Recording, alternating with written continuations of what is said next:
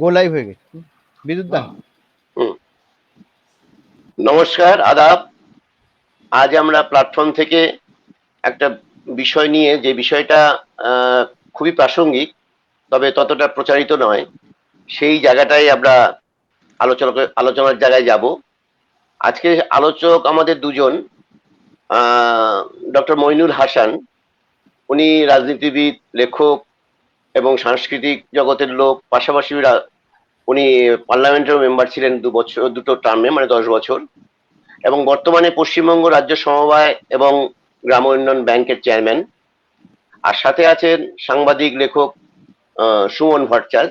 দীর্ঘদিন ধরে সাংবাদিকতা করছেন এবং বহু কাগজে, বহু টেলিভিশন সেটে উনি দেখা যায়।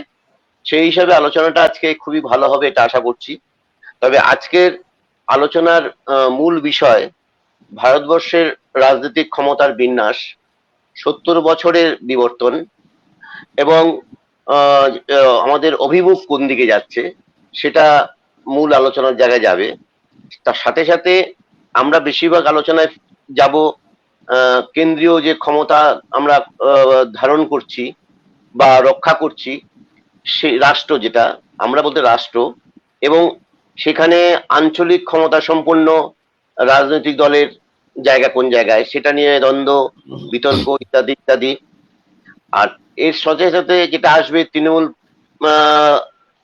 তৃণমূলে যে পঞ্চায়েত রয়েছে, রাজ্য রয়েছে, রাজ্য স্তরে যে সরকার রয়েছে, সেখানেও আমাদের ক্ষমতার বিন্যাস কিভাবে হচ্ছে, কিভাবে বিনিয়োগ করা, সংগ্রহ করা ইত্যাদি ইত্যাদি, স্থানীয় উৎপাদন, সবগুলো নিয়ে কিছু আলোচনা বেশ কিছুটা আসবে। তবে বিশ্ববাজারও আসতে পারে সেখানে। তাই আমরা মূল জায়গায় যাওয়ার আগে সকলকে, যারা শ্রোতা, তাদের কাছে আমরা ধন্যবাদ জানাচ্ছি, কৃতজ্ঞতা জানাচ্ছি। অনেকেই আমাদের সাথে যুক্ত হবেন। আমরা দুই আলোচক, বিশেষ করে মইনুল হাসান এবং সুমন ভট্টাচার্যকে আমাদের আন্তরিক ধন্যবাদ এবং কৃতজ্ঞতা জানিয়ে আজকে আমাদের যে কনভেনার শ্রী অভিজিৎ মুসাফিরকে দায়িত্ব দিচ্ছি এটা পরিচালনা করার জন্য। অভিজিৎকে আমরা বলার জন্য অনুরোধ করছি। সকলকে নমস্কার, আদাব। আজকের আলোচনার বিষয়টা তো এর আগে বিদ্যুৎ দেবনাথ বললেন যে আসলে মূল বিষয়টা হচ্ছে কেন্দ্র এবং রাজ্য, কেন্দ্র স্তরের সরকার এবং রাজ্য স্তরের সরকার, কেন্দ্রীয় স্তরে ক্ষমতা এবং রাজ্য স্তরে ক্ষমতা, এবং তারপরে জেলা পঞ্চায়েত স্তরের ক্ষমতা। এই ক্ষমতাগুলোর বিন্যাস এবং এই ক্ষমতাগুলোর মধ্যে পারস্পরিক সম্পর্ক। এখন এটা আমাদের প্রত্যেকেরই জানা আছে যে আমাদের দেশে, মানে ভারতবর্ষে যখন প্রথম শুরু হয়, ব্রিটিশের বিরুদ্ধে স্বাধীনতা সংগ্রামের মধ্য দিয়ে শুরু হয়েছিল এবং প্রথম দিকে খুব স্বাভাবিকভাবেই কংগ্রেসের নেতৃত্ব ছিল ব্রিটিশ বিরোধী আন্দোলনে, তারাই কেন্দ্র এবং রাজ্যে ক্ষমতায় ছিলেন। কিন্তু তার পরবর্তীকালে বিভিন্নভাবে রাজ্যও পুনর্গঠিত হয়েছে, রাজ্যের নাম পরিবর্তন হয়েছে, বিভিন্ন আঞ্চলিক দলগুলি বিভিন্ন রাজ্যে রাজ্যে তারা গড়ে উঠেছেন, হয়তো সঙ্গত কারণেই গড়ে উঠেছেন, নানান প্রয়োজনের তাগিদে গড়ে উঠেছেন, এবং তারপরে তাদের মধ্যে মাঝে মাঝে সংঘাত হয়েছে, আবার তাদের মধ্যে ঐক্য হয়েছে। এই যে বিরাট একটা সময়, এই সময় জুড়ে এর পরিবর্তনটা হয়েছে। আর সাধারণত আমি মানে যেহেতু আমি মানে একেবারে টেক্সট বুক থেকে পড়েছি, সেই জায়গার থেকে বলছি, বাস্তব অভিজ্ঞতার ব্যাপারে আমার খুব কম এই বিষয়টি নিয়ে চর্চা করার। কিন্তু সাধারণভাবে এটাকে 4টে পর্যায়ে ধরে নেওয়া হয়। একটা হচ্ছে 50 থেকে 67 সাল, মূলত কেন্দ্রীয় ক্ষমতাই যেখানে প্রধানভাবে থেকেছে, কংগ্রেস এবং কেন্দ্রীয় ক্ষমতা। তার পরবর্তীকালে দ্বিতীয় পর্যায়ে 67 থেকে 77, এই পর্যায়ে কেন্দ্রের সাথে রাজ্যের সংঘাত নানানভাবে তীব্র হয়েছে। রাজ্যে এক সরকার গঠন হয়েছে, কেন্দ্রে আলাদা সরকার হয়েছে, আলাদা দলের সরকার হয়েছে, রাজনৈতিক দলগুলো আলাদা আলাদা হয়েছে। 77 থেকে 89 একটা পর্যায় রয়েছে এবং তার পরবর্তীকালে 89 পরবর্তী পর্যায় রয়েছে। এর মধ্যে সংবিধান সংশোধন হয়েছে, সরকারিয়া কমিশন গঠন হয়েছে। এরকম নানাবিধ ঘটনার পরিপ্রেক্ষিতে নানাবিধ ঘটনা রয়েছে এই বিষয়টার মধ্যে। তো এই প্রসঙ্গেই যাতে করে এই আলোচনাটা সুষ্ঠুভাবে করা যায়, আমরা সকলে জানতে পারি যে বর্তমান অবস্থাটা কি হয়ে রয়েছে, কি ছিল আর কি অবস্থায় আমরা আছি, মাঝখানের রাস্তাটা কীরকম ছিল। সেই জন্য আজকে আমরা যারা রয়েছেন তারা যথেষ্ট এই ব্যাপারে জানেন। ডক্টর মইনুল হাসান, তিনি তো আইনসভারই সদস্য দীর্ঘ সময়, 10 বছরের ওপর, এবং এই বিষয়ে রাজনীতির লোক, তিনি ভালো বলতে পারবেন। আর শ্রী সুমন ভট্টাচার্য, তিনিও বলবেন। সুমন ভট্টাচার্য মানে পলিটিক্যাল সায়েন্স নিয়ে গ্রাজুয়েশন করেছেন, কম্পারেটিভ লিটারেচার নিয়ে পোস্ট গ্রাজুয়েট করেছেন, বিশিষ্ট সাংবাদিক, হ্যাঁ, বিখ্যাত সমস্ত কলেজে পড়েছেন, প্রেসিডেন্সি, যাদবপুর বিশ্ববিদ্যালয়, হ্যাঁ, বাংলাদেশ থেকে শুরু করে পশ্চিমবঙ্গ বিভিন্ন সংবাদপত্রে দীর্ঘদিন ধরে লেখেন। তো আমি প্রথমে বলবো যে শ্রী সুমন ভট্টাচার্য, তাকে অনুরোধ করব আপনি এই বিষয়ে একটা আলোকপাত করুন সাধারণভাবে। নমস্কার, ধন্যবাদ আমাকে এই আলোচনায় ডাকার জন্য। এখানে মইনুলদা আছেন। মইনুলদা দীর্ঘদিন ধরে পার্লামেন্টের সদস্য ছিলেন, ফলে মইনুলদা নিশ্চয়ই বলবেন। আমি একটু বেসিক্স মানে হিস্ট্রিটা বলবার চেষ্টা করি, আর কেনই সময় আজকে আপনারা আলোচনাটা করছেন তার প্রাসঙ্গিকতাটা উল্লেখ করার চেষ্টা করি। দেখুন, এই যে শব্দটা, অর্থাৎ ফেডারেল, এই ফেডারেল শব্দটা ভারতীয় সংবিধান বেসিক্যালি পেয়েছে মার্কিন সংবিধান। মার্কিন সংবিধান যখন আমেরিকা যখন স্বাধীন হলো, তখন আমেরিকার সংবিধানে যে বিতর্কগুলো ছিল তার মধ্যে একটা প্রধান বিতর্ক ছিল হচ্ছে যে আমেরিকা কতটা ফেডারাল হবে এবং আমেরিকা কতটা তার স্টেটগুলোর হাতে পাওয়ার ছাড়বে। এবং আমেরিকার একদম রাষ্ট্র তৈরির সময় এই বিতর্কটা খুব গুরুতর আকার ধারণ করে। আমেরিকার দুজন যাকে আমেরিকার ইতিহাসে দুজন যাদেরকে ফাউন্ডিং ফাদার বলা হয়, একজন টমাস জেফারসন, যিনি পরবর্তীকালে রাষ্ট্রপতিও হয়েছিলেন, আরেকজন আলেকজান্ডার হ্যামিল্টন, এই দুজনের মধ্যে মূলত বিতর্কটা ছিল। এবং যদি কেউ ইতিহাস আজও ঘুরে দেখে বা যদি কেউ আমেরিকায় আজও যায়, ফিলাডেলফিয়ায় যে বাড়িতে বসে এই বিতর্কগুলো হয়েছিল, অর্থাৎ যে সময় আমেরিকার সংবিধানটাকে সংশোধন করা হচ্ছিল আরেকবার, সেখানে কিন্তু এটা একটা মূল বিতর্ক ছিল। এবং এই যে ফেডারেল শব্দটা আপনি আজকে ব্যবহার করছেন বা আমরা বারবার পরবর্তীকালে ব্যবহার করেছি, এই শব্দটা সেই সময় প্রথম ব্যবহার শুরু হয়, কারণ আলেকজান্ডার হ্যামিল্টন, যিনি জর্জ ওয়াশিংটন যখন আমেরিকার স্বাধীনতার পর প্রথম সরকার গঠন করলেন, সেই সরকারের তিনি ট্রেজারি সচিব ছিলেন। আর টমাস জেফারসন সেই সময় ছিলেন সেক্রেটারি অফ স্টেট। তো এই দুজনের মধ্যে যে দ্বন্দ্বটা, এবং ভার্চুয়ালি ইন্টারেস্টিং বিষয় হচ্ছে যে এই দুজনের মধ্যে দ্বন্দ্বটার জন্য কিন্তু আমেরিকাতে প্রথম দুটো পলিটিক্যাল পার্টিও তৈরি হলো। একটাকে বলা হলো ফেডারেলিস্ট, আর একটাকে বলা হলো রিপাবলিক। সো এই যে ডিবেটটা সেই সময়ের ডিবেট, এবং সেই সময় থেকেই কিন্তু হ্যামিল্টন এবং জেফারসনের মধ্যে হাউস অফ কংগ্রেসে হিটেড ডিবেট হয়েছে যে স্টেটগুলোর হাতে বেশি পাওয়ার থাকবে না সেন্টারের যে ফেডারেল যে স্টেট তার হাতে বেশি পাওয়ার থাকবে। এটা নিয়ে হিটেড ডিবেট হয়েছে। এবং ফাইনালি ফেডারেল কেন ফেডারেল স্ট্রাকচার দরকার বা কেন্দ্রের হাতে বেশি ক্ষমতা দরকার, সেটা বোঝানোর জন্য আলেকজান্ডার হ্যামিল্টন 22টা প্রবন্ধ লেখেন, যেটা আজও হাউস অফ কংগ্রেসে রাখা আছে, এবং যেটা ওয়ান অফ দা আপনি যখনই ফেডারালিজম শব্দটাকে বলবেন তখনই ওই প্রবন্ধগুলো বা নিবন্ধগুলোতে আপনাকে ফেরত যেতে হবে। এবার আমি এই সাম্প্রতিকতম বিতর্কে আসবার চেষ্টা করি। আমি দেখছিলাম যে সাম্প্রতিকতম বিতর্কের সময় যখন পশ্চিমবঙ্গ সরকারের সঙ্গে কেন্দ্রীয় সরকারের একটা গন্ডগোল চলছে, চিফ সেক্রেটারিকে ডাকা, তাকে তলব করা, তাকে শো কজ ইত্যাদি, তখন দেখছিলাম যে বিজেপির বিভিন্ন থিঙ্ক ট্যাঙ্ক, যারা তথাকথিত, মইনুলদা নিশ্চয়ই চিনবেন, এখন তিনি বিজেপি রাজ্যসভা সদস্য রাকেশ সিনহা, একটা দীর্ঘ প্রবন্ধ ইন্ডিয়ান এক্সপ্রেসে লিখেছেন যে বিজেপির পার্সপেক্টিভে যে কেন মমতা বন্দ্যোপাধ্যায় এবং আলাপন বন্দ্যোপাধ্যায়ের কাজ ফেডারেল স্ট্রাকচারের পরিপন্থী।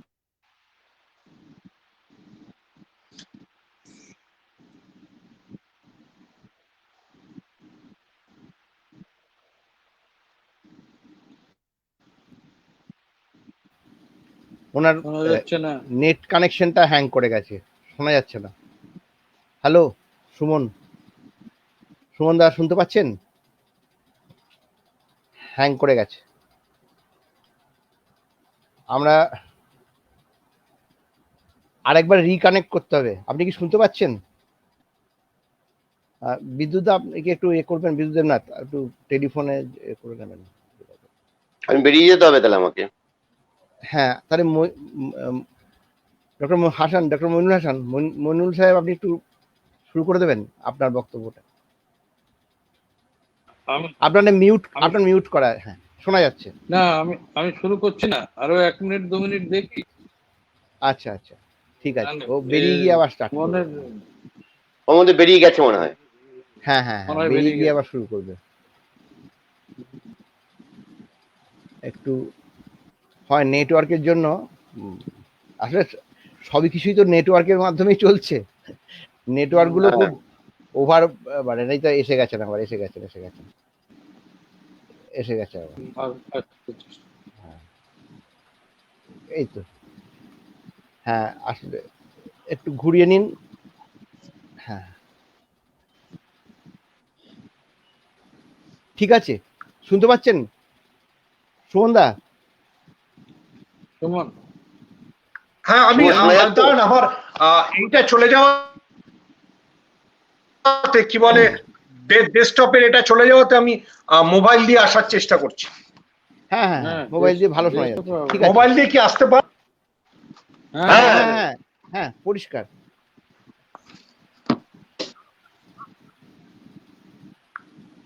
এক সেকেন্ড আমি একটু ক্লিয়ার করে নিই। হ্যাঁ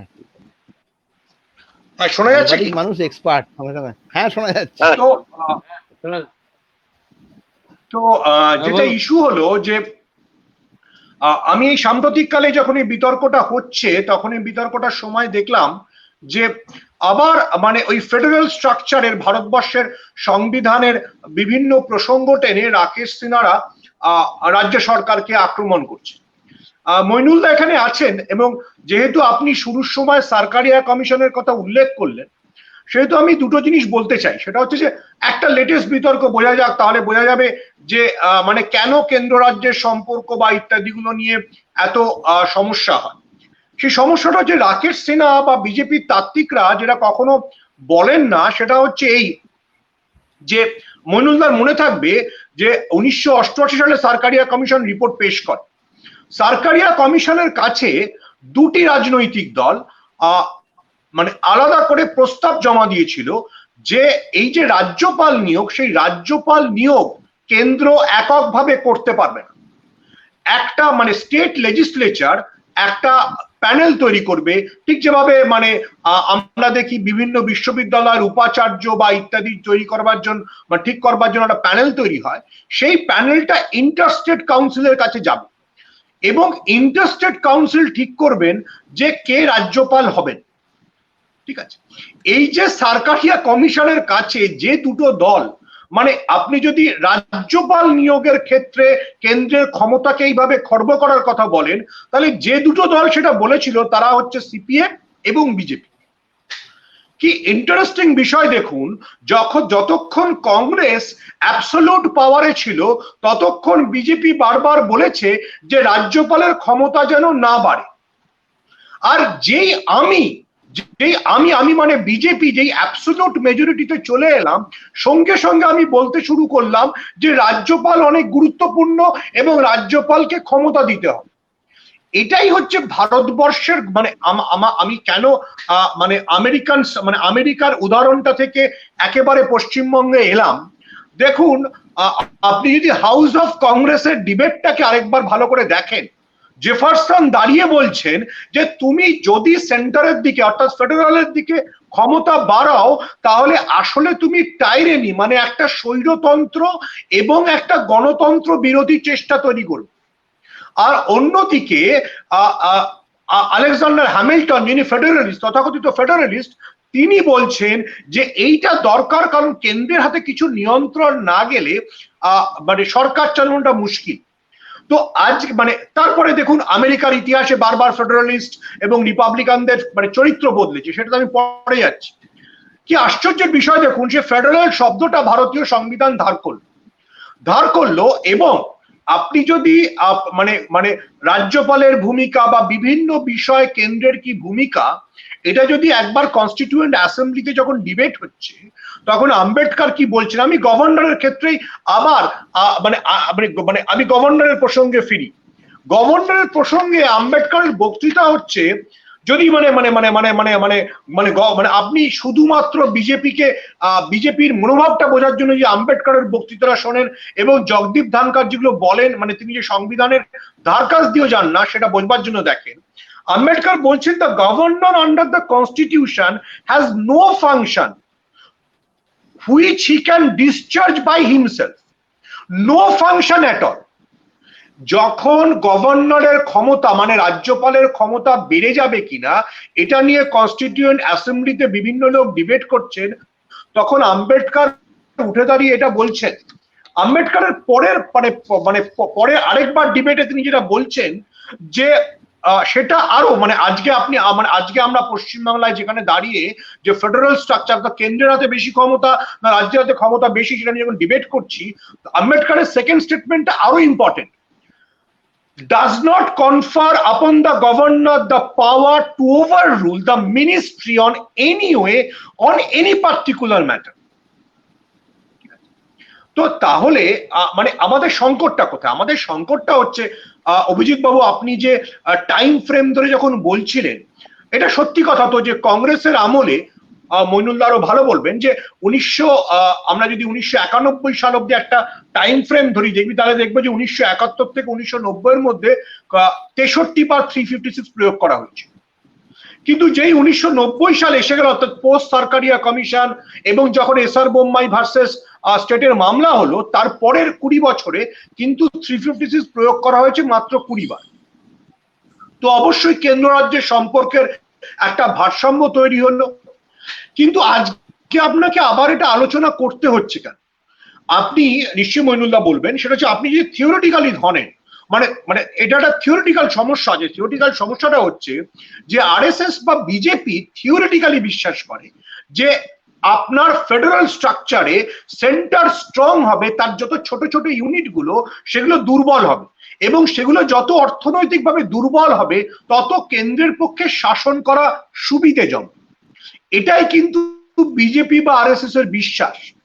আপনি যদি আরএসএস এর ডকুমেন্ট গুলোকে ফলো করতে থাকেন, মানে এই যে ধরুন একটা আলাদা রাজ্যের দাবি উঠছে, কারণ আরএসএস কিন্তু বিশ্বাস করে যে ভারতবর্ষকে অন্তত 56টা রাজ্য বা কেন্দ্রশাসিত অঞ্চলে ভাগ করতে হবে। এটা যদি আপনি সেন্টার স্টেট রিলেশনের এই পার্টটাই যদি আপনার বুঝতে না পারি, তাহলে প্রবলেম। কেন প্রবলেম? কারণ এটা 1996-তে যখন ওরা রাজামন্দির রেজলিউশন পাস করলো, তখন এটা শুধু বললো না, তারপরে প্রথমে মোহন গুরুস্বামী, যিনি ওদের আইডিওলগ একজন, রাকেশ সিনহার মতোই, তারপরে নির্মলা সীতারামন, যখন নির্মলা সীতারামন অর্থমন্ত্রী হননি, শুধুমাত্র তাদের স্পোক্স পার্সন তেলেঙ্গানা রাজ্যের আন্দোলনের সময় তিনি দাঁড়িয়ে এটা বলেছিলেন। এবং আরো স্পেসিফিক্যালি আমি মনে করিয়ে দিচ্ছি, 2014 সালে যখন বিজেপি ক্ষমতায় আসছে, তখন নরেন্দ্র মোদী আবার বলছে, এবং সেটা মহারাষ্ট্রের পার্সপেক্টিভে বলছেন। আর সে সময় মহারাষ্ট্রে একটা আন্দোলন চলছিল যে বিদর্ভকে আলাদা করে মুম্বাইকে আলাদা করে দেওয়া। এবং বিদর্ভ আপনার মাথায় রাখতে হবে, বিদর্ভ আলাদা হলে নাগপুর, যেটা আরএসএস এর হেডকোয়ার্টার, সেটা একটা আলাদা রাজ্য হয়ে যায়। তো আপনাকে থিওরিটিক্যালি বুঝতে হবে যে মানে আপনি যখন মানে আপনারা যে টার্মটাকে ফ্রেজ করেছেন, অর্থাৎ কেন্দ্রের দিকে বেশি ক্ষমতা না রাজ্যের দিকে বেশি ক্ষমতা, মানে কি বলে গ্রাসরুট স্তরে কতটা ক্ষমতা যাচ্ছে, তাহলে আপনাকে বুঝতে হবে রাজনৈতিক ভাবে, ঠিক যেমন আলেকজান্ডার হ্যামিল্টনকে আপনার অ্যানালাইজ করতে হবে। আলেকজান্ডার হ্যামিল্টনের নতুন অ্যানালাইসিসে অবশ্য তাকে বলা হচ্ছে যে one of the most socialist leader, that's a different story. কিন্তু আপনি তো নরেন্দ্র মোদীকে সোশ্যালিস্ট লিডার বলতে পারবেন না। নরেন্দ্র মোদী আইডিওলজিক্যালি বিশ্বাস করেন যে রাজ্যগুলোর হাতে কম ক্ষমতা থাকবে। তাই জন্যই তো দিল্লির ক্ষেত্রে লেফটেন্যান্ট জেনারেলের ক্ষমতাটাকে এতটা বাড়ানো হলো যে সেখানকার নির্বাচিত মুখ্যমন্ত্রী কার্যত ছোট জগন্নাথ হয়ে। আপনাকে এবং এইটা হচ্ছে বিজেপির কিন্তু রোল মডেল বা আরএসএস এর রোল মডেল, যে আপনি কতগুলো ছোট ছোট ফ্র্যাগমেন্টেড জায়গায় ভাগ করে দেবেন, এবং যেখানে অনেক ক্ষেত্রেই তাদের অর্থনৈতিক স্বনির্ভরতা থাকবে না। অর্থনৈতিক স্বনির্ভরতা না থাকলে তাদের পক্ষে, আবার আমি যদি এই সেন্টার স্টেট রিলেশনের সময় বিজেপির হয়ে দুজন মানে তাত্ত্বিকভাবে লিখেছেন, একজন হচ্ছে মানে রাকেশ সিনহা, আরেকজন হচ্ছে PK বাসু, তাকেও হয়তো মইনুল্লাহ চিনবেন।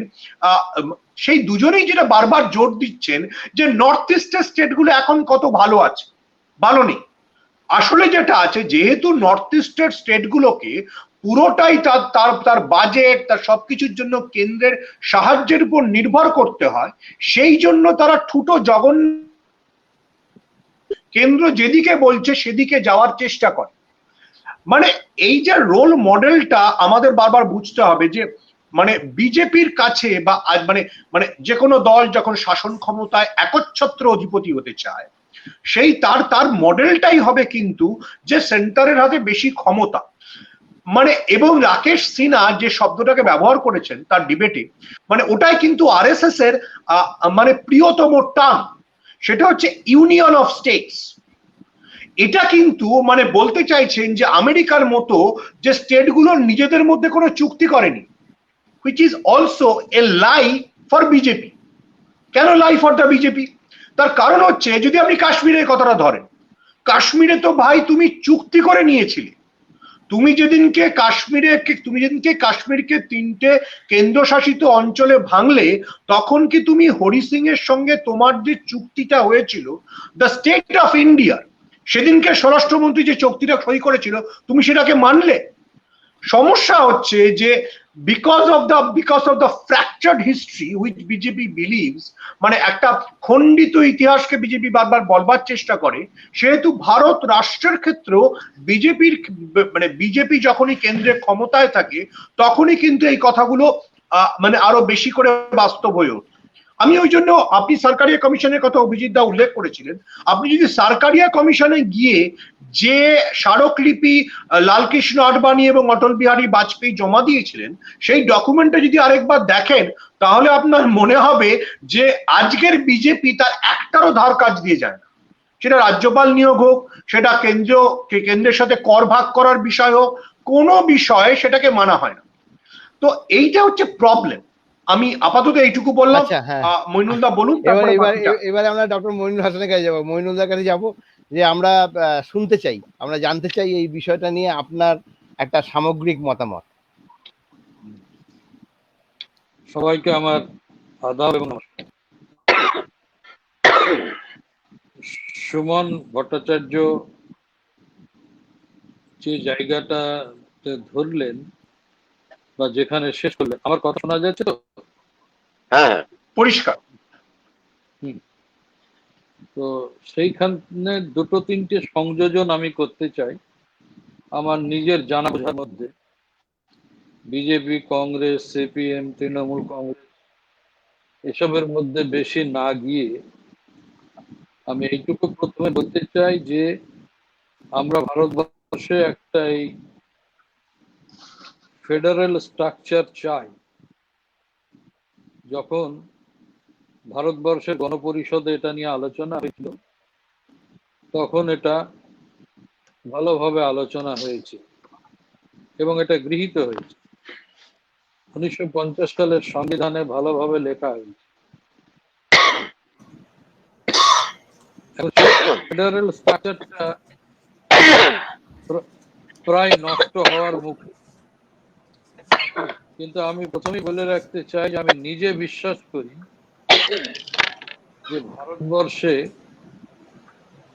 গণতন্ত্রের ভিতটা এত গভীরে প্রথিত আছে যে এত ঝড় ঝাপটার মধ্যেও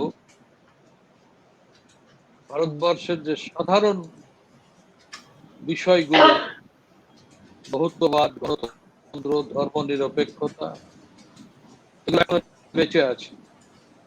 এগুলো খুব বিপদের মুখে আছে, বিষয়ে কোনো সন্দেহ। রাজ্যপাল সংক্রান্ত বিষয় আমি মনে করি একটা ছোট বিষয়। রাজ্যপাল কি কাজ করতে পারে? আমি ডক্টর আম্বেদকরের কথা জানি, কিন্তু ডক্টর আম্বেদকরের বক্তৃতা দিয়ে কোনো কাজ হবে না। তার কারণ হচ্ছে রাজ্যপালের কাজ হবে সংবিধানে কি লেখা আছে তা দিয়ে। আমার জানা বোঝার মধ্যে রাজ্যপাল নিজের ইচ্ছায় দুটি কাজ করতে পারেন।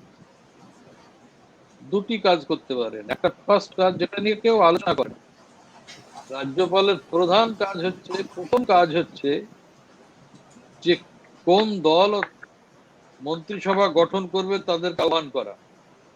এটা রাজ্যপাল নিজের ইচ্ছায় করতে পারে। এক। আর 2 নম্বর, 15 দিন অন্তর রাজ্যের পরিস্থিতি কি এটার একটা রিপোর্ট হোম ডিপার্টমেন্টে পাঠাতে। আপনারা পুরনো লেখাতে দেখবেন এইগুলো সব বলা আছে। এইবার সরকারিয়া কমিশন হলো, এই যে প্রথম যে কারণটা বললাম যে রাজ্যপাল বৃহত্তম সংখ্যার বিধায়ক যারা হয়েছে তাদের একজনকে সরকার গড়তে ডাকবে, এইটা গন্ডগোল হলো। তার কারণ হচ্ছে ইদানিং কালে সেটা হচ্ছিল না।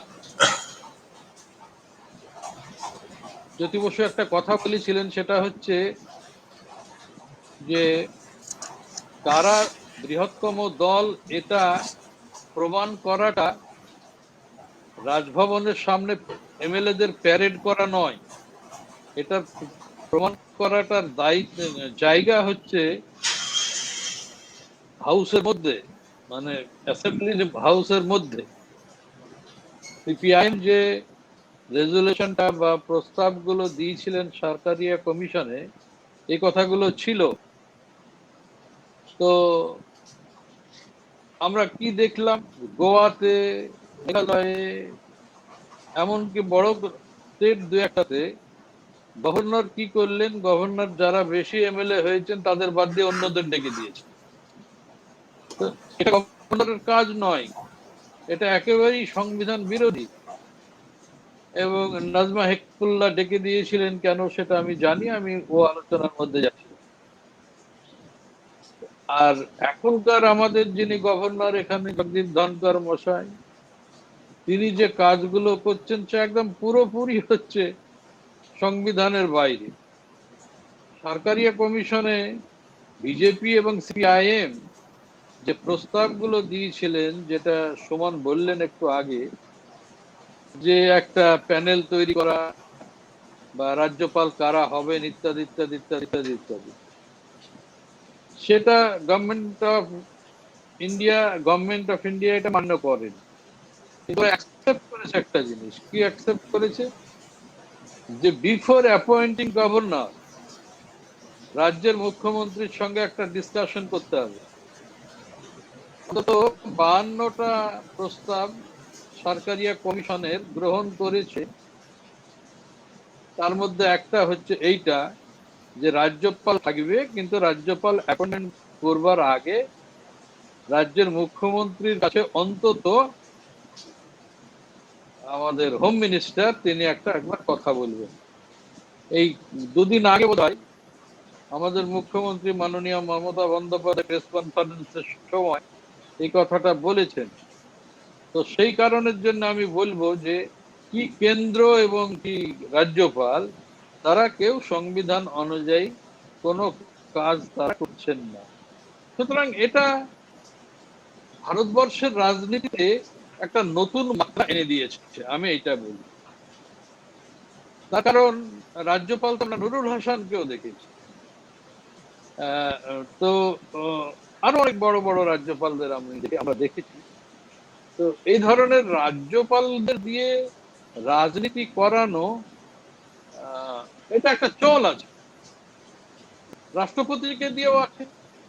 সুতরাং সংবিধান আমরা মানছি তা কিন্তু নয়, তাতে সবচেয়ে ক্ষতিগ্রস্ত হচ্ছে কিন্তু রাজ্যগুলো। আমি এই জায়গাতে যে ফেডারেল কথাটা এতক্ষণ ধরে হচ্ছিল, সেই ফেডারেল কথাটার যৌক্তিকতাটাকে আমি নিয়ে আসতে চাই। বিহারে গভর্নর শাসন হবে কি হবে না, সেটা রাশিয়াতে বসে সই করলেন এপিজে আব্দুল কালাম। আমাদের বুঝতে কি অসুবিধা হয় না যে কি ফেডারেল স্ট্রাকচার কোন জায়গাতে গিয়েছে? আমাদের বুঝতে অসুবিধা হয় না যে আমাদের মাননীয় মহামহিম রাষ্ট্রপতি সকালবেলায় উঠে দেখলেন যে সারা দেশে জরুরি অবস্থা জারি হয়ে গেছে, কিন্তু উনি রাত 4টে 4:30-র সময় উনি ফাইলে সই করেছেন ফখরুদ্দিন আলী আহমেদ। এই স্ট্রাকচারটাকে 1950 সালে যে দৃষ্টিভঙ্গি বা যে দূরদর্শিতা পন্ডিত জওহরলাল নেহরু দেখিয়েছিলেন, সেই দূরদর্শিতা কিন্তু আর কোনো প্রধানমন্ত্রীর কাছে দেখা যায়নি। সুতরাং আজকে এই যে আপনারা দিয়েছেন ভারত রাষ্ট্রের রাজনৈতিক ক্ষমতার বিন্যাস, একেবারে এই ক্ষমতাটা চলে গিয়েছে সংবিধানের বাইরে।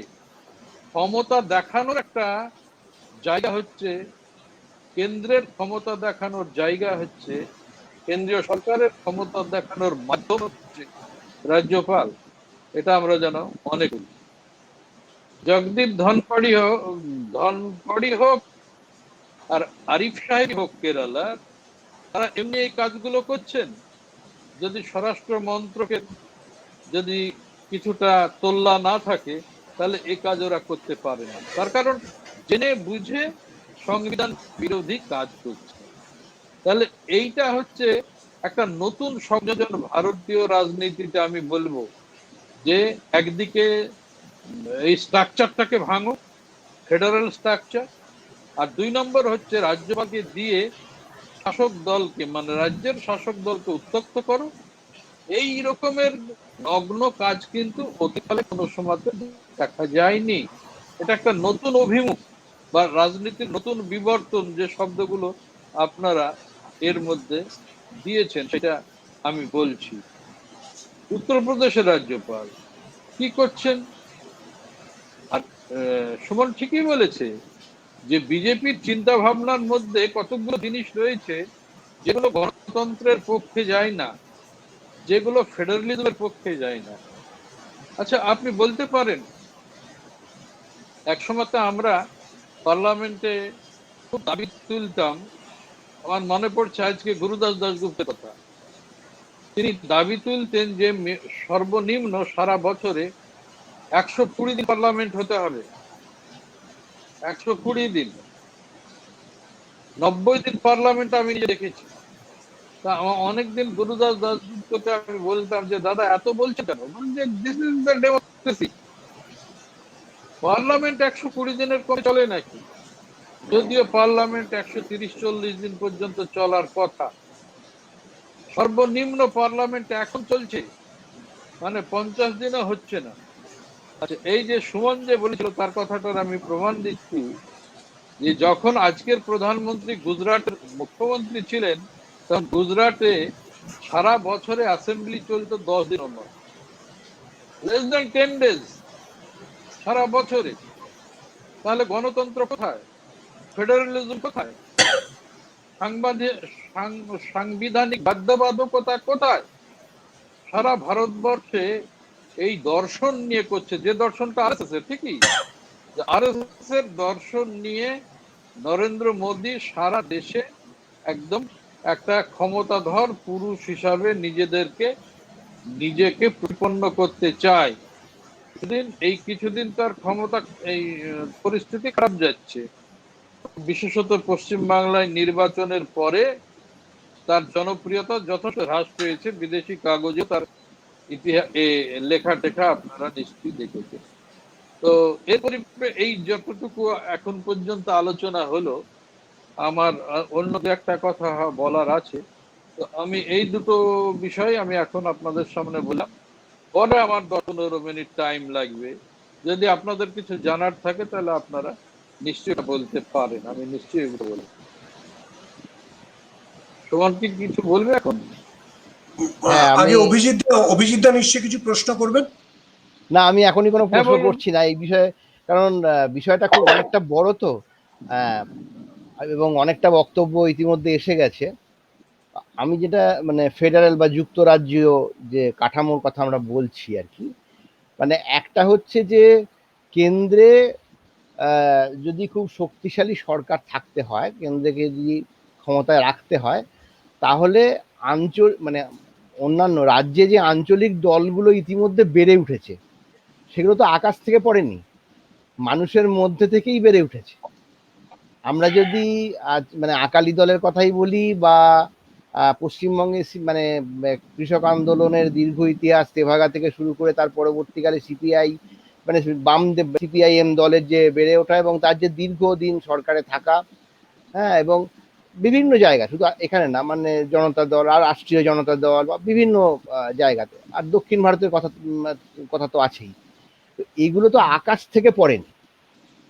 অর্থাৎ অর্থনীতি মানে স্বাভাবিক কারণের জন্যই যে রাজনীতি এবং অর্থনীতির যে বিকাশ হয়েছে, যেটা এগিয়ে গেছে, তার মধ্যে দিয়েই এইগুলোর আস্তে আস্তে আস্তে আস্তে বিকশিত হয়েছে, যেটা ব্রিটিশ আমলে বিকশিত হওয়ার সুযোগই পায়নি।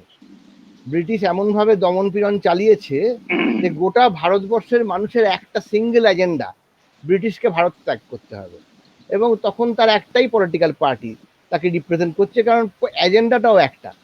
কিন্তু তারপরে তো মানুষ তার নিজের মতন করে বিকশিত হবেই। এবং শুধু তাই না, পরবর্তীকালে যে পরিকল্পনা কমিশন হয়েছে, একটু আপনারা অন্য দিকগুলো বলুন, পরিকল্পনা কমিশন যেটা হয়েছে বা বিভিন্ন যোজনা যেগুলো হয়েছে, তার মধ্যেও কিন্তু এই দিকটাই প্রাধান্য পেয়েছে।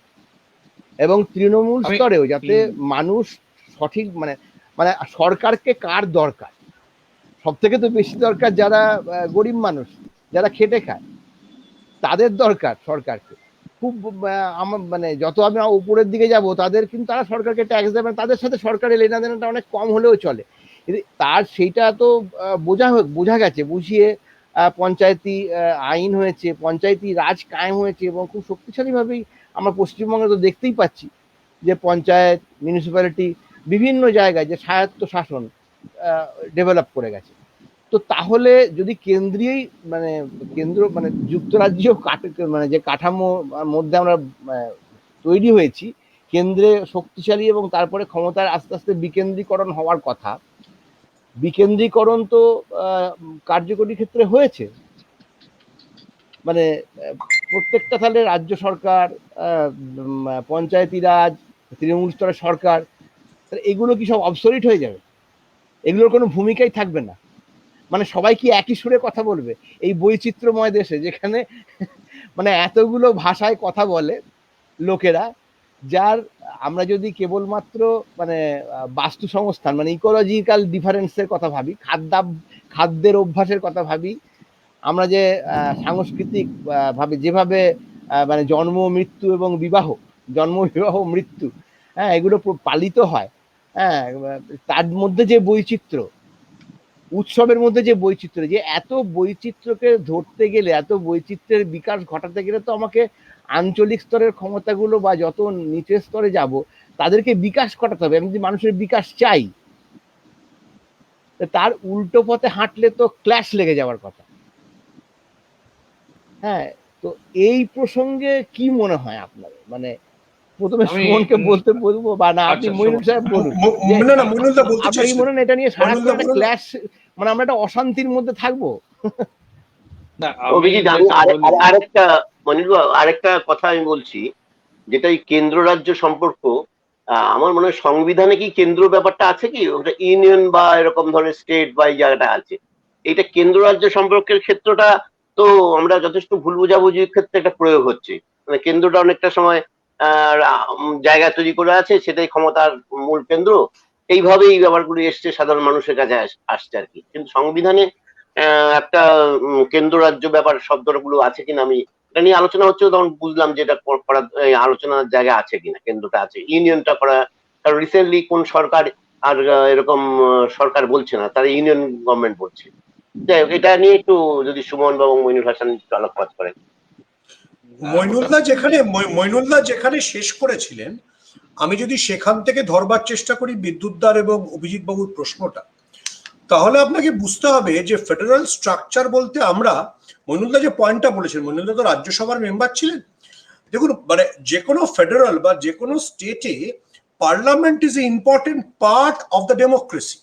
সেখানে যেটা মইনুল্লাহ যেটা দুবার কথাটা বলেছেন যে পার্লামেন্ট কতদিন চলছে এবং গুজরাটে কতদিন বিধানসভা চলতো, তার সাথে আরেকটা জিনিসকে আপনি যোগ করুন যে কিছুদিন আগে প্রাক্তন উপরাষ্ট্রপতি হামিদ আনসারি একটা বায়োগ্রাফি লিখেছেন। সে বায়োগ্রাফিতে তিনি বলেছেন যে আমি যখন ভাইস প্রেসিডেন্ট ছিলাম, ভাইস প্রেসিডেন্ট থাকলে আমি পদাধিকার বলে আমি রাজ্যসভার চেয়ারম্যান। আমার ঘরে একদিন ঢুকে এসে নরেন্দ্র মোদী বললেন যে বিল আটকে যাচ্ছে, আপনি কেন তাড়াতাড়ি ছাড়ছেন না।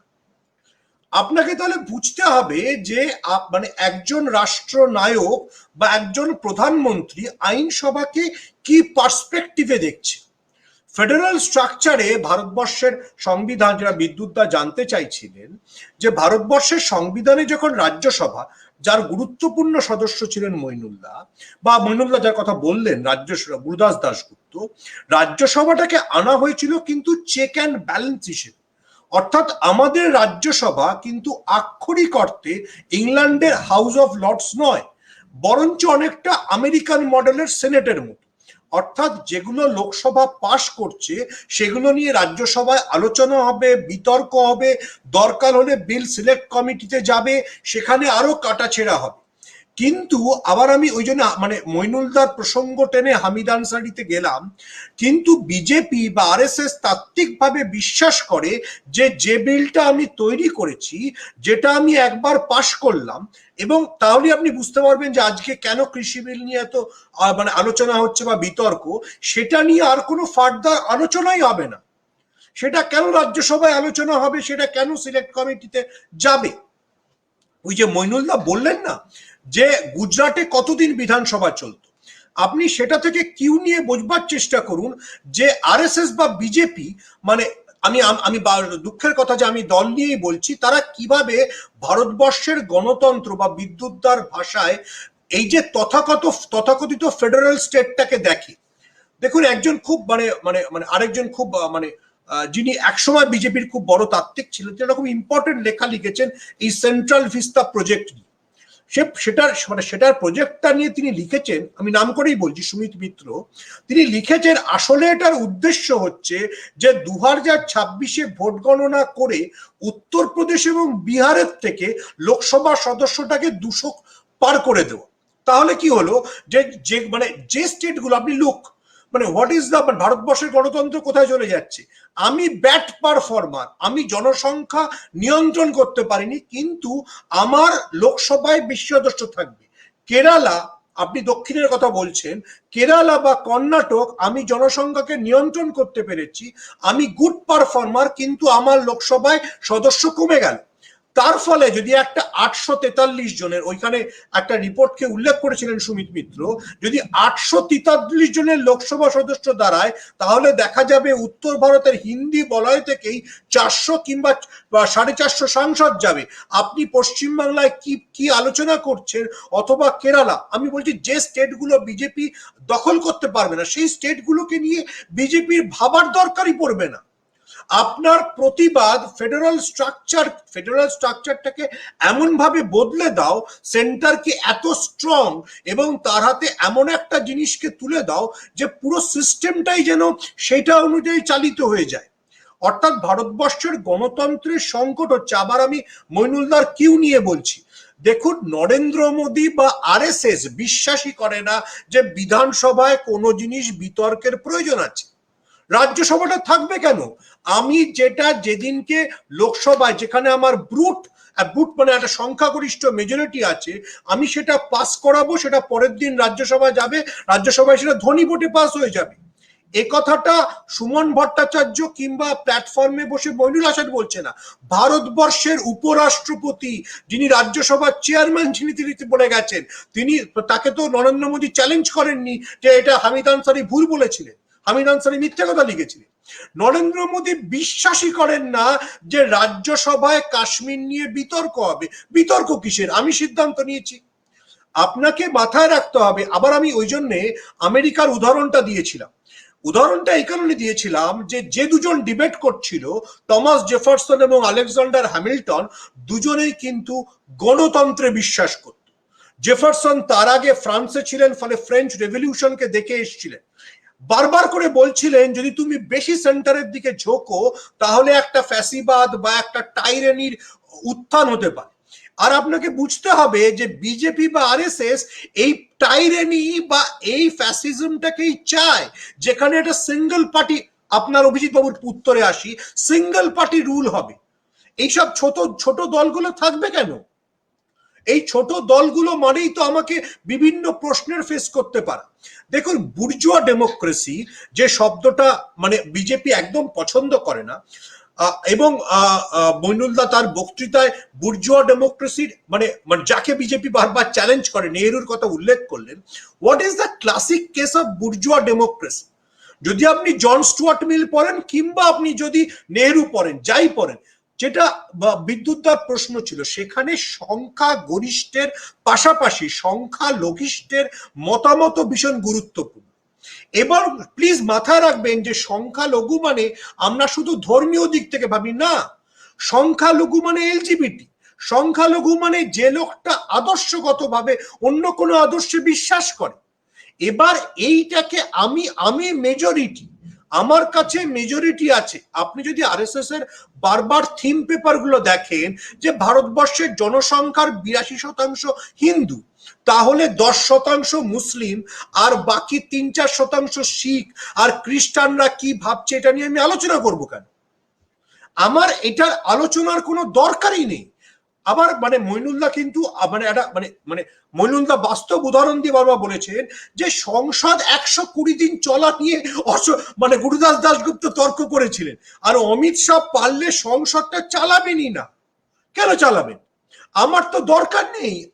আমি যেটা পাস করাতে চাই, দেখুন রাজ্যসভা অ্যাক্টিভ থাকলে কি সব আপনি মানে মইনুল্লাহ আরো ভালো করে আপনাদের বলবেন যে অর্ডিন্যান্স, যে কোনো অর্ডিন্যান্সকে আপনার 3 মাসের মধ্যে ওখানে নিয়ে গিয়ে ভ্যাকেট মানে পাস করাতে হবে, না হলেই তো সমস্যা। তা না হলেই তো আপনাকে মানে অর্ডিন্যান্স বাতিল হয়ে যাবে, আপনাকে ফের বিল আনতে হবে, বিল আনা মানে সেটাকে সিলেক্ট কমিটিতে পাঠানো। এই যে ডেমোক্রেসির বা ফেডারেল স্ট্রাকচারের যেগুলো পিলার, সেগুলোকে ধ্বংস করে দাও। যার জন্য বোধহয় মইনুল্লাহ বললেন একবার, নাকি অভিজিৎ বাবু উল্লেখ করলেন যে এটা কখনো ইতিহাসে, দেখুন ইন্দিরা গান্ধী জরুরি অবস্থা জারি করেছেন, নেহেরু করেছেন, জয়প্রকাশ নারায়ণ এসছেন, মোরারজি দেশাই এসছেন। আপনি কোনোদিন শুনেছেন যে সুপ্রিম কোর্টের 5 জন বিচারপতি রিভোল্ট করছে? আপনি কোনোদিন শুনেছেন সুপ্রিম কোর্টের প্রধান বিচারপতি তার পদ থেকে সরে যাওয়ার পরই তাকে রাজ্যসভার মেম্বার করা হচ্ছে? আমি বোধহয় আমার যতদূর মনে মানে যেহেতু আলোচনাটা চলছে, মইনুল্লাহ নুরুল হাসানের উল্লেখ করলেন। নুরুল হাসান একজন মানে অবশ্যই মানে তিনি এডুকেশনিস্ট, শিক্ষামন্ত্রী ছিলেন, কিন্তু প্লিজ বোঝার চেষ্টা করুন, নুরুল হাসান মানে রাষ্ট্রপতির মনোনীত রাজ্যসভা মানে লোকসভা মানে পার্লামেন্টের সদস্য ছিলেন। ইন্দিরা গান্ধী তাকে মন্ত্রী করে। এত হইচই হয় নুরুল হাসানকে পরের দিন ওই রাষ্ট্রপতির মনোনীত সদস্য পদটা পদত্যাগ করতে হয়। উনি ইন্দিরা গান্ধী তাকে যেহেতু নুরুল হাসানের উল্লেখ করলেন সেজন্য আমি বলছি, ইন্দিরা গান্ধী যার বিরুদ্ধে জরুরি অবস্থা জারির অভিযোগ আছে, ইন্দিরা গান্ধী তাকে উত্তরপ্রদেশ থেকে জিতিয়ে আনলেন। আর আপনি উদাহরণ হিসেবে ভাবুন, স্বপন দাশগুপ্ত পশ্চিমবাংলার তারকেশ্বরে লড়তে এলেন, হারলেন, ফাইন, হেরে গেলেন। হারার পরের দিন মানে 15 দিনের মধ্যে আবার রাষ্ট্রপতি তাকে রাজ্যসভার সদস্য করে দিলেন। মানে তার মানে কি, আপনি যদি আবার সংবিধানের ওই ক্লজটা দেখেন যে রাষ্ট্রপতি কাদেরকে, এই 12 জন রাষ্ট্রপতি 12 জনকে সদস্য মনোনীত করতে পারেন। এই 12 জন কারা হবেন? They should be eminent personalities.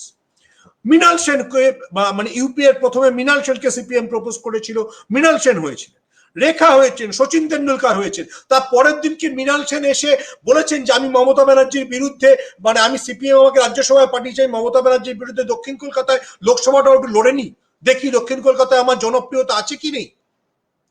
এই যে গণতন্ত্রের যাবতীয় সিস্টেমকে, যাবতীয় প্রথাকে যেভাবে বিজেপি ব্রেক করছে, সেটা হচ্ছে গণতন্ত্রের চ্যালেঞ্জ। এবং ফেডারেল স্ট্রাকচার, আবার যেটা বিদ্যুৎদার প্রশ্ন ছিল যে ফেডারেল স্ট্রাকচারে যে সাউথের যে ধরুন যে কটা রাজ্য, সে কটা রাজ্য তো যে কোনো সময় সংখ্যালঘিষ্ঠ হয়ে যেতে পারে। মানে আজকের পরিপ্রেক্ষিতে হচ্ছে না, সেটা আমাদের সৌভাগ্য, কারণ মানে তাদের জনসংখ্যা কম। যদি 2026-এর জনসংখ্যার ভিত্তিতে পার্লামেন্টের সদস্য সংখ্যা ঠিক করা হয়, তাহলে দেখা যাবে যে কেরালার সদস্য হয়ে গেছে 12 আর কি বলে উত্তরপ্রদেশের সদস্য হয়ে গেছে 137। আপনি কি করবেন? পিন্নারাই বিজয়ন, আপনি তাকে পছন্দ করুন অপছন্দ করুন, তিনি হেলথের যা রোল মডেল বলবেন, যোগী আদিত্যনাথ বলবেন না না আমি গোমূত্রই খাওয়াবো, গোমূত্রটাই 137 জনের সমর্থনে অফিসিয়াল ভ্যাকসিন হয়ে যাবে। আপনাকে বুঝতে হবে যে বিজেপি আর আরএসএস থিওরিটিক্যালি, আমি রিপিট করছি, থিওরিটিক্যালি বিশ্বাস করে যে একটা মেজরিটেরিয়ান স্টেট বানাতে হবে। যেটা মানে আবার বলছি, মানে আবার যেহেতু মইনুল হাসান নেহেরুর কথাটা উল্লেখ করেছেন, নেহেরু তো ওয়েস্টার্ন ডেমোক্রেসির দ্বারা ডিপলি ইনফ্লুয়েন্স ছিলেন, মানে এতটা ডিপ ইনফ্লুয়েন্স। আমি সেদিনকেই নটবর সিং এর বায়োগ্রাফি পড়ছিলাম, যখন ফিদেল কাস্ত্রোকে প্রথমবার ইউনাইটেড নেশনসে বলতে ডাকা হয়েছে, গোটা পৃথিবীর লোকরাও সেদিনকে নিউ ইয়র্ক শহরে, কেউ দেখা করতে যায়নি ফিদেল কাস্ত্রোর সঙ্গে। জওহরলাল নেহরুর সাহস ছিল, হেঁটে গেছেন একটা মানে নিগ্রোদের এলাকায় হার্লেমে একটা হোটেলে ফিদেল কাস্ত্রো ছিলেন, ফিদেল কাস্ত্রোর সঙ্গে দেখা করতে গেছিলেন। এই যে আপনার যে কোনো ধরনের গণতন্ত্র, গোটা বিশ্ব একটা গণতন্ত্র, সেখানে যে মাইনরিটি, আই রিপিট, মাইনরিটি মানে সংখ্যালঘু নয়, মাইনরিটি মানে সে তার আদর্শের দিক থেকে, সে তার যৌনতার প্রেফারেন্সের দিক থেকে, সে তার সমস্ত দিক থেকে সংখ্যাগুরুর সাথে ম্যাচ করে না, আপনি তাকে জায়গা দেবেন কি দেবেন না। বিজেপি তাত্ত্বিকভাবে বিশ্বাস করে যে এসবে মানে সমকামিতা আবার কি, দিল্লি হাইকোর্টের মানে এফিডেভিট করে কেন্দ্র বলেছে সমকামিতা একটা খারাপ জিনিস। আপনাকে এটা বুঝতে হবে, অর্থাৎ BJP is a majoritarian country, is a majoritarian স্টেটে বিশ্বাস করে এবং মেজরিটেরিয়ান স্টেটই করতে চায়। তার জন্য সুপ্রিম কোর্টকে বদলে দাও, নির্বাচন কমিশনে সবাই উত্তরপ্রদেশের লোক বসে যায়, কি ক্ষতি আসা গেছে। আমি একটা প্রশ্ন করছি সুমনকে, আমি তারপরে আবার মইনুল সাহেবকেও বলবো। সেটা হচ্ছে যে মেজরিটেরিয়ান মানে ভারতবর্ষে মেজরিটেরিয়ান হওয়ার ভিত্তিটা কি হতে পারে? ভাষা তো ধর্ম ছাড়া, আমি বলছি ধর্ম ছাড়া, হ্যাঁ, আর কি এমন কিছু আছে যা দিয়ে আমরা সবাই মিলে একটু মানে যেখানে এতগুলো ভাষায় কথা বলে লোকেরা, ভালো আনন্দের সব, মানে আমরা তো আনন্দের সাথেই আছি এই গত 70 বছর ধরে। না, বিজেপি মনে করছে আপনি আনন্দের ভালোই সাথে লাগে নেই। না, বিজেপি মনে করছে আমরা বিভিন্ন জায়গায় কেন্দ্রীয় যে সমস্ত সংস্থা আছে যেখানে নানান ধরনের প্রশিক্ষণ হয়, অ্যাডমিনিস্ট্রেটিভ প্রশিক্ষণ হয়, সেখানে যখন কেন্দ্রীয় প্রশিক্ষণ যখন সংগঠিত করা হয়, ইচ্ছে করে বিভিন্ন স্টেট থেকে নিয়ে এসে টিম তৈরি করা হয়, হ্যাঁ, যাতে করে যারা প্রশাসনিক কাজে যাবেন তারা সমস্ত গোটা ভারতবর্ষের সাথে একটা পরিচিতি ঘটাতে পারেন। আমি নিজেও এরকম হায়দ্রাবাদে NIRD-তে যখন ট্রেনিং নিয়েছি, প্রশিক্ষণ নিয়েছি, আমার ঘটনায় মানে আমাদের একটা টিম তৈরি করা হয়েছিল লাইভলিহুড স্টাডি করার জন্য, পার্টিকুলারলি একটা প্রজেক্ট দেওয়া হয়েছিল। তাতে আমার সাথে দেওয়া হয়েছিল একজন কেরালার লোক, একজন তামিলনাড়ুর এবং আরেকজন ছিল মধ্যপ্রদেশের।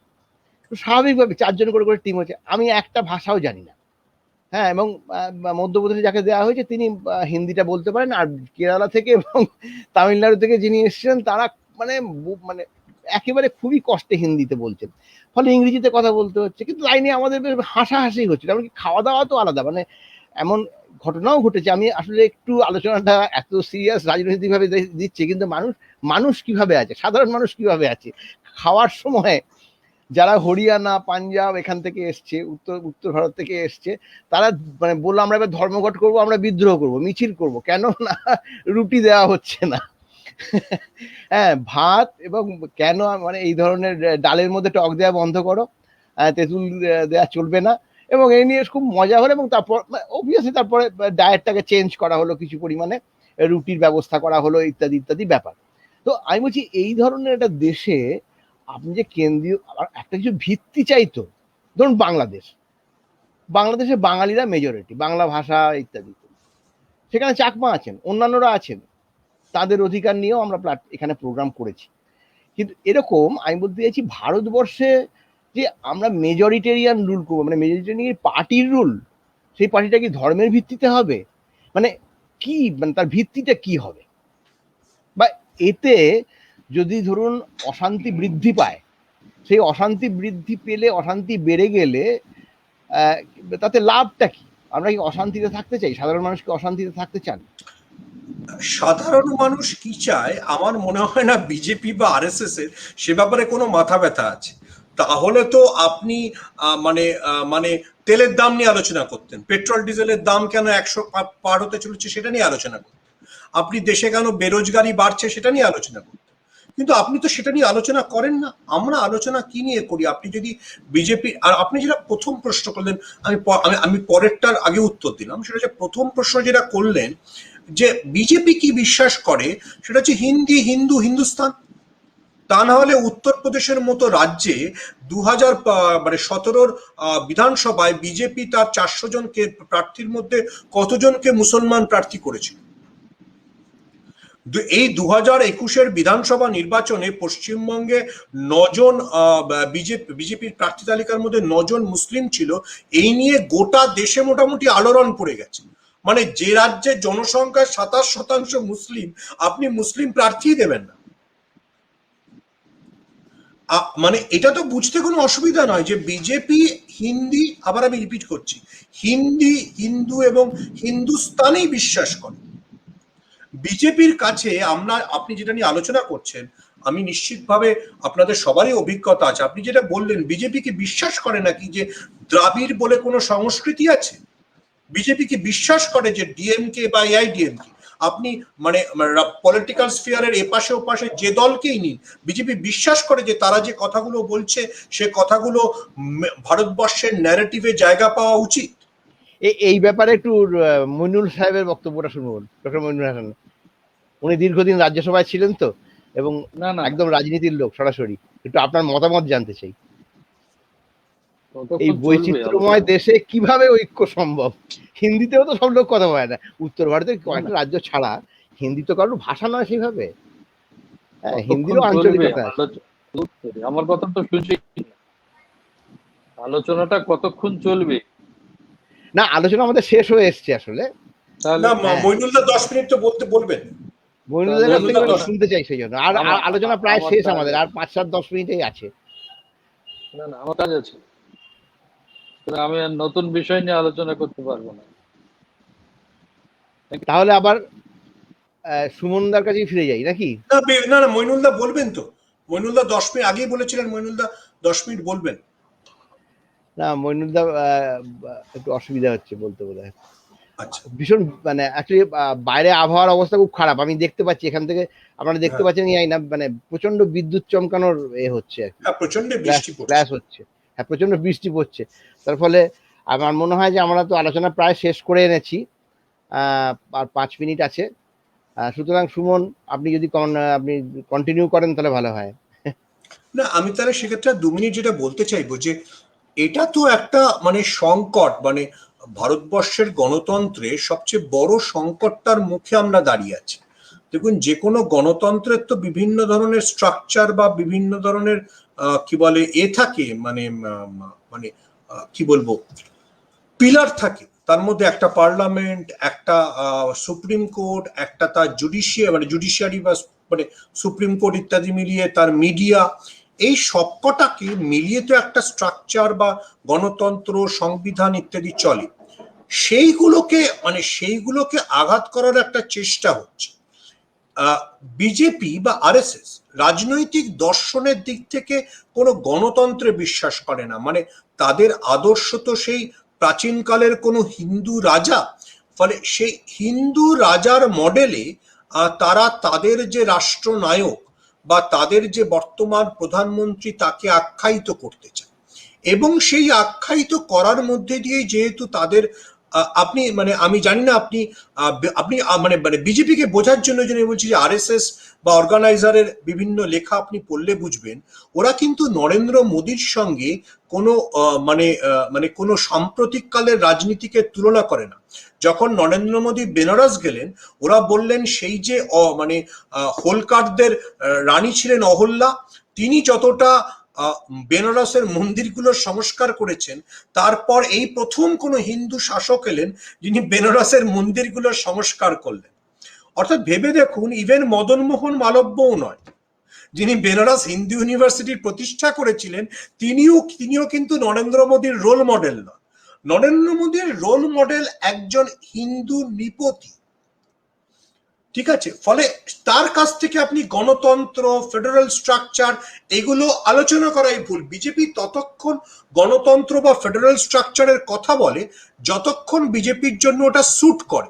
আমি বললাম না 1988 আচ্ছা, ঠিক আছে।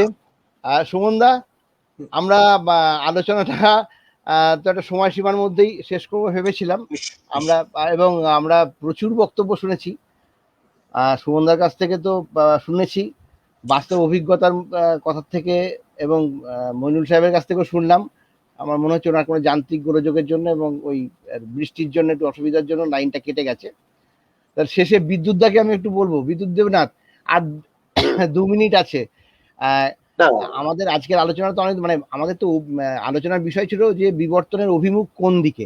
তাহলে বিবর্তনের অভিমুখ মানে শুরু হয়েছিল কেন্দ্রীয় ক্ষমতায়, কেন্দ্রীয় ক্ষমতা খুব শক্তিশালী, পরবর্তীকালে রাজ্যের হাতে ক্ষমতা, আঞ্চলিক দলগুলো বেড়ে উঠলো, তার মধ্যে দিয়ে একটা সময় গেল। তাহলে এখন কি আমরা আবার সেই পুরনো কেন্দ্রীয় ক্ষমতায়, একক কেন্দ্রীয় ক্ষমতার দিকে ভারতবর্ষের ক্ষমতা মানে যে সমীকরণ সেটা যাচ্ছে, মানে সেই দিকে গিয়ে এগোবে, নাকি আরো বেশি পরিমাণে রাজ্য স্তরে বা আঞ্চলিক স্তরে ক্ষমতার বিন্যাস, যাকে বলে বিকেন্দ্রীকরণ হবে? এই নিয়ে বিদ্যুৎ দেবনাথের মতামতটা কি? না, আমি তো দুজনকে একমাত্র ধন্যবাদ জানাতে পারি, কৃতজ্ঞতা জানাতে পারি। তবে এইটুকু ঠিক যে আজকে আলোচনা যে জায়গাটা গেল, বিবর্তনের জায়গাটা গেল, সেখানে কেন্দ্রিকতাটাই গুরুত্ব বেশি আসছে আর কি। বিকেন্দ্রীকরণ খুব একটা হচ্ছে না। তবে যেগুলো রাজ্য স্তরে হয়তো পঞ্চায়েত স্তরে বা পৌরসভা স্তরে কিছুটা বিকেন্দ্রীকরণ আমরা দেখি, কিন্তু কেন্দ্র এবং রাজ্য যেটা বারবার বলা হচ্ছে যে কেন্দ্র রাজ্যের ব্যাপারটা, সেই ক্ষেত্রে বিকেন্দ্রীকরণ হওয়ার সম্ভাবনা বোধহয় অন্য কোনো ইস্যুতে যদি পাল্টানো যায়। এইভাবে বর্তমান অবস্থায় যে স্ট্রাকচারের মধ্যে রয়েছে সমস্ত কিছু, সুপ্রিম কোর্ট, রিজার্ভ ব্যাংক বা অন্যান্য ইলেকশন কমিশনার, সেখানেও কিন্তু কেন্দ্রিকতা আসছে। যাই হোক, এই জায়গাটা আরো বেশি বেশি আলোচনা দরকার, বিতর্ক হলেও আমার মনে হয় এটা ধরে দেওয়া দরকার। যদি আমরা কোনো উন্নয়নমূলক কাজ করতে চাই, সেক্ষেত্রেও কিন্তু অনেক সেন্ট্রালাইজ হয়ে যাচ্ছে। আপনারা অনেকেই জানেন যে স্বেচ্ছাসেবী সংগঠনের যে ধরনের কাজ করে, তারা অনেক সময় বিদেশ থেকে বা নিজের দেশের থেকেও প্রচুর টাকা পয়সা তোলে, সিএসআর থেকেও টাকা পয়সা নেয়। সেখানেও কিন্তু সেই কেন্দ্রিকতাটা এসছে। তারা কিন্তু সেই মনোযোগ সহকারে বা বিকেন্দ্রীকরণের চিন্তা ভাবনার সহযোগে সেই কাজটা করতে পারছে না। এবং আপাতত ভাবে আমার যে খবর, যে ওয়েস্ট বেঙ্গল বা অন্যান্য জায়গাতে যে ধরনের স্বেচ্ছাসেবী সংগঠনরা ব্যাপকভাবে, বিশেষ করে প্রাকৃতিক বিপর্যয় বা জেন্ডার ইস্যু নিয়ে বা স্কিল ডেভেলপমেন্ট নিয়ে বিভিন্ন জায়গায় কাজ হচ্ছে, সেগুলো বন্ধ হয়ে যাচ্ছে বা ওয়েলফেয়ারের জায়গাগুলো বন্ধ হচ্ছে। তাই আগামী দিনটা কি হবে জানি না, তবে আমরা এই আলোচনাগুলো করে যাব। এবং আলোচনার জন্য মইনুল হাসান এবং সুমন ভট্টাচার্যকে আমরা ধন্যবাদ জানাচ্ছি, কৃতজ্ঞতা জানাচ্ছি, যেন আমরা আবার তাদের পাই। এবং স্বাভাবিকভাবেই এই আলোচনা করতে করতে দেখা যাবে যে একটা আগামী পথ নিশ্চয়ই উঠবে। যে অভিজিৎ যেটা বললো যে আমরা কোন জায়গায় যাব, কোন জায়গায় আমরা একত্রিত হব, কোন জায়গায় গেলে আমরা একত্রিত হতে পারি। রবীন্দ্রনাথের কথা অনুযায়ী বিবিধের মাঝে দেখো মিলন মহান, সেটা হয়তো আমরা তত্ত্বগত ভাবে বা একটা ছোটবেলা থেকে শুনে এসেছি, কিন্তু মিলন মহান মানে বিবিধতা তো আসছে, স্বীকার করছি, এটা এটা আমাদের বাস্তব। কিন্তু আমরা যে ছবিগুলো আঁকবো, সেটা কি দিয়ে আঁকবো, সেটা কিন্তু আগামী দিনের একটা বিরাট প্রশ্ন আসছে। সেই প্রশ্নের জন্য সকলকেই আহ্বান করা দরকার। সেই জায়গা থেকে আমরা প্ল্যাটফর্ম কিছুটা চেষ্টা করছি। তবে আর একটু বড় ভাবে করলে আরো ভালো হবে। সুমনকে আমাদের আমারও তাই মনে হয় যে হ্যাঁ, যে মানে আমরা সুমনদাকে মানে সুমন ভট্টাচার্যকে অনুরোধ করব যে আজকের তো দীর্ঘ বক্তব্য উনি রেখেছেন, কিন্তু আমার মনে হয় আরো কিছুক্ষণ হলে মানে আরো 1 ঘন্টা হলে ভালো হতো আসলে। তো সেই কারণের জন্য আমার মনে হয় যে আমরা আগামী মাসে, জুলাই মাসে আমরা আবার বসি। আমরা সেদিনকে আইনসভার যে বিভিন্ন অভিজ্ঞতা সেগুলোও শুনবো, এবং সুমন ভট্টাচার্য যেগুলো বলছিলেন, হ্যাঁ, যে অভিমুখ কোন দিকে, কেন্দ্রে মানে সেটা কি শেষ পর্যন্ত ওদিকেই যাবে? তাহলে এই স্ট্রাকচারগুলোর কি হবে? এই যে স্বায়ত্তশাসিত যে সংস্থাগুলো, তারা কিভাবে পরিচালিত হবে? বা ধরুন জিএসটি প্রসঙ্গটাও এখানে আসা দরকার। কর সংগ্রহ এবং সেখান থেকে চলে যাওয়া এবং ফিরে আসা, এই সমস্তগুলো আজকে বাদ থাকছে। তো পরের দিন আমরা ঘোষণাই করে দিচ্ছি, সুমনদা, সবার সামনেই বলে দিলাম, আপনাকে আবার আসতে হবে এবং এ নিয়ে আপনাকে প্রস্তুতি নিয়ে সকলকে বলতে হবে। বিদ্যুৎদা, তাহলে আমরা কি আজকে বিদায় নিতে পারি এখানেই? হ্যাঁ, নিশ্চয়ই। আবার সকলকে যারা শ্রোতা তাদের অভিনন্দন জানাচ্ছি, ধন্যবাদ জানাচ্ছি। বিশেষ করে সুমন ভট্টাচার্য এবং মইনুল হাসানকে, আমাদের সংগঠন বা আমাদের যেটা আমরা প্ল্যাটফর্ম চালাচ্ছি, তাদের থেকে কৃতজ্ঞতা জানাচ্ছি। দুজনকেই নমস্কার। নমস্কার।